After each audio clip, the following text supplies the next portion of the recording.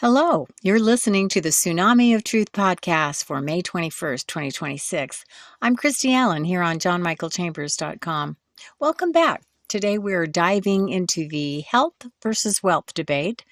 You know, they say money cannot buy happiness, but apparently $200 billion a year buys a lot of wealth. We are still looking for the receipt. Timothy McCorder recently posted, "Does anyone else find it odd that $200 billion is spent on cancer research every single year? And the only thing to show for it is a 75% increase in cancer deaths since the 1990s.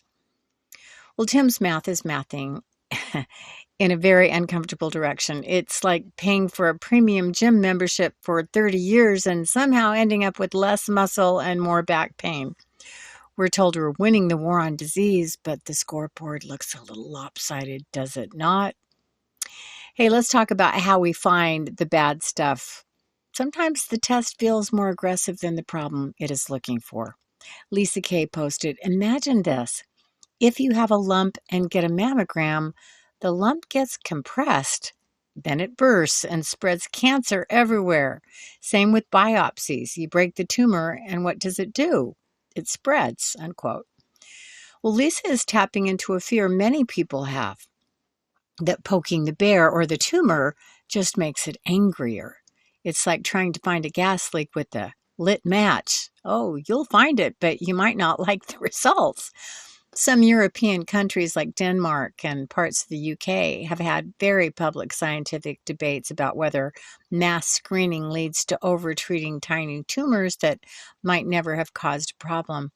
And while the medical community swears by these tests, the logic of squishing a potential problem is enough to make anyone wince. Are our diagnostic tools helping us catch the fire, or are they just fanning the flames?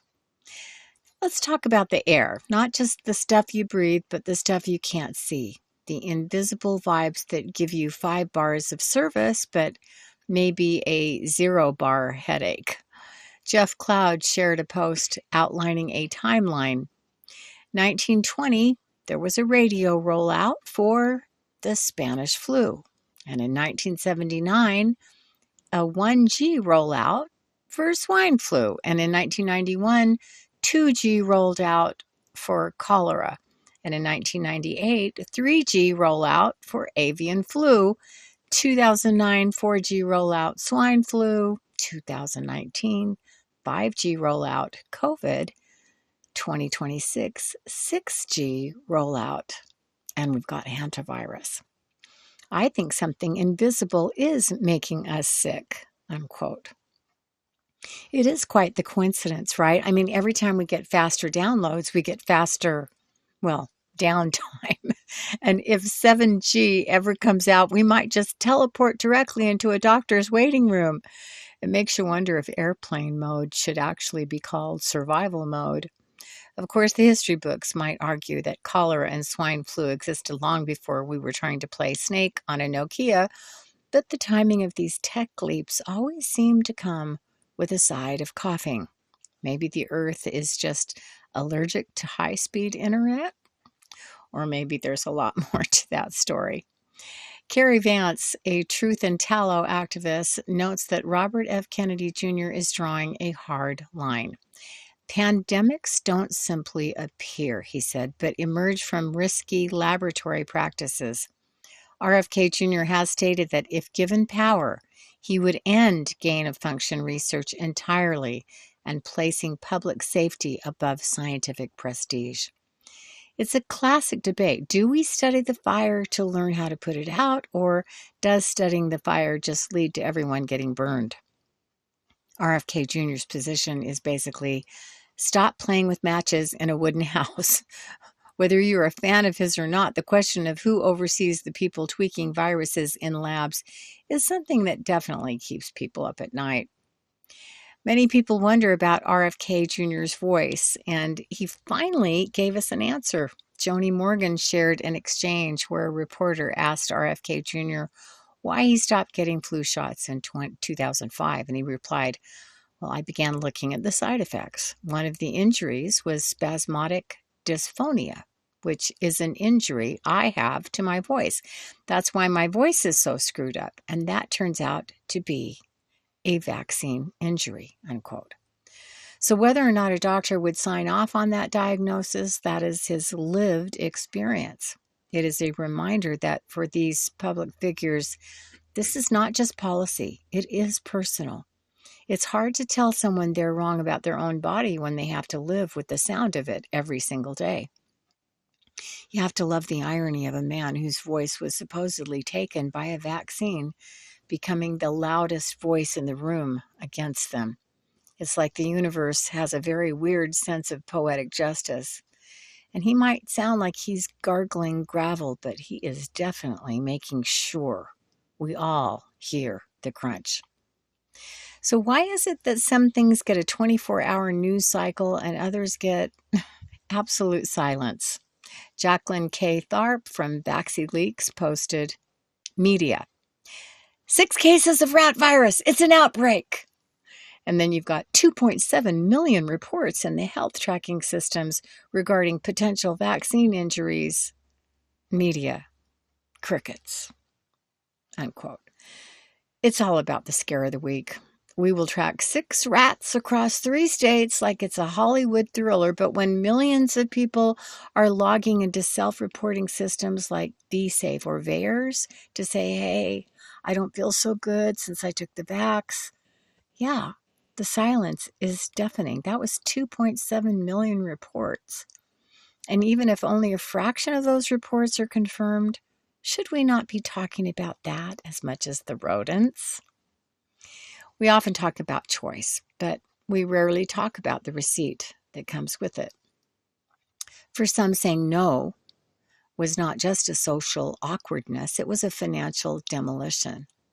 A post from Truth Bomb laid it all out. Refusing the vaccine cost me my house, savings, and a 7-figure business I spent a decade building. So don't tell me you didn't have a choice with the vaccine. You had a choice. You just didn't have the spine. Your cowardice and compliance fueled the mandates, destroyed lives, and turned society into a playground for authoritarian psychopaths, unquote.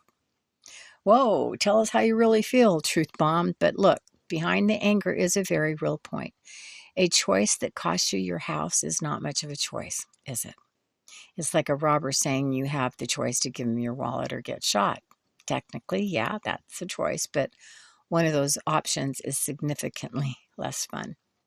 Truth Bomb continues, you bent over, rolled up your sleeve, and sold your soul for a paycheck. You weren't just a part of the problem, you were the problem. Well, this is the spine check, and it may be coming at us again. It's really easy to judge from the sidelines, but when the bank is calling about your mortgage, suddenly that spine feels a lot more flexible. It's a brutal look at human nature. We like to think we're the heroes of the movie, but most of us are just trying not to get kicked out of the theater. How much is your soul worth when the bills are due? For some, it is 7 figures, and for others, it is just the ability to walk into a grocery store. Either way, families are falling apart over this, and it's time to give it all some grace, some forgiveness, and realize that this choice, no matter what it was for you, has had some terrible consequences for some who need our prayers right now. Now let's go back in time. Some people believe the blueprint for our current health landscape was drawn up a long time ago in rooms with very heavy curtains. A document often cited as John D. Rockefeller Masonic Creed states, we will keep their lives short and their minds weak while pretending to do the opposite. We will use soft metals, aging accelerators, and sedatives in food and water as well as in the air. They will be covered in poisons wherever they turn, unquote. Now, a quick reality check for the history buffs. There is no actual record of Rockefeller writing this. It looks more like an internet creepypasta that surfaced in the early 2000s. But whether you believe Rockefeller said this or not, you have to admit, if someone was trying to make us weak, putting sedatives in the water and aging accelerators in the snacks would be a pretty effective project to shorten lives. It is the ultimate gaslighting telling us we're living longer while we're all reaching for the ibuprofen at 9 in the morning.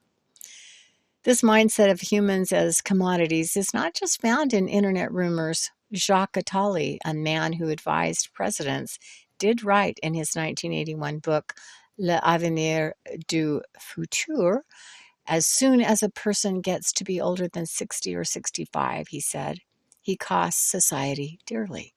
From the point of view of society, it is much better that the human machine stops abruptly than that it deteriorates gradually. Now, that's not a meme, that is a direct quote. It is the efficiency mindset that our neighboring country, Canada, is not only looking at, but actually giving people an opt-out option to carry out. To a mathematician, a human being is a line item on a spreadsheet. And if you're not profitable, the system starts looking for the off switch. Makes you realize that the population control conversation is not just sci-fi, it is basic accounting to some people. And honestly, I've seen my internet bill and I know how it feels to be a line item.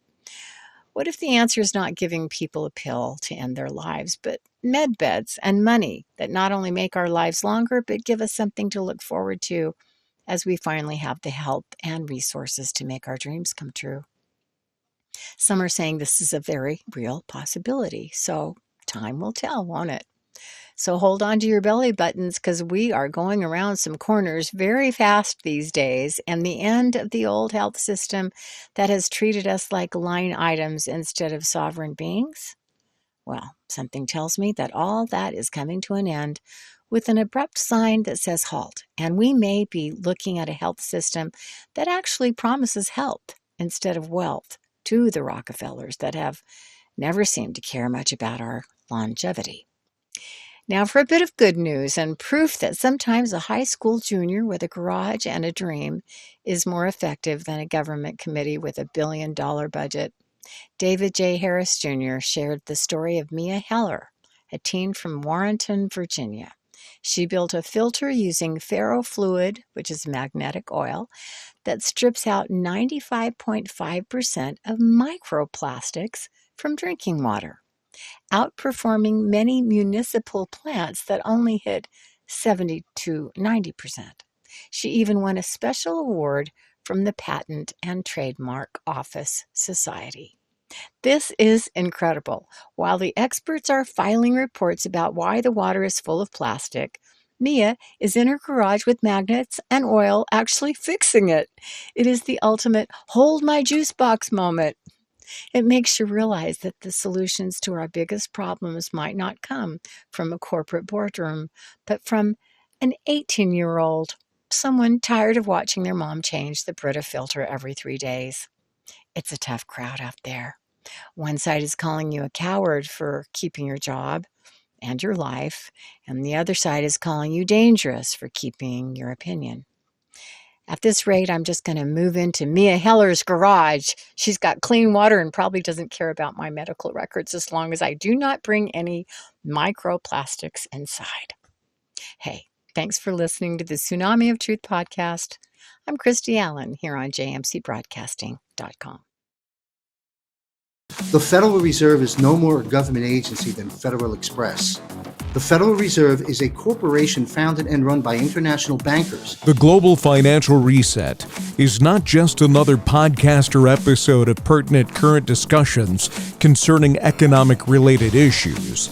It's also an ongoing educational workshop series. Join me and my prominent guests every Wednesday live at 8:30 p.m. Eastern on JMC Broadcasting's backup Rumble channel on X, Facebook, and YouTube. Sign up for JMC's free weekly war report, including notifications of when the Global Financial Reset show is published. The future is bright, and it belongs to us, not to the global elite. You can survive and thrive this reset transition, but it takes action on your behalf. The Global Financial Reset Workshop Series gives you the tools to get out of the system with confidence.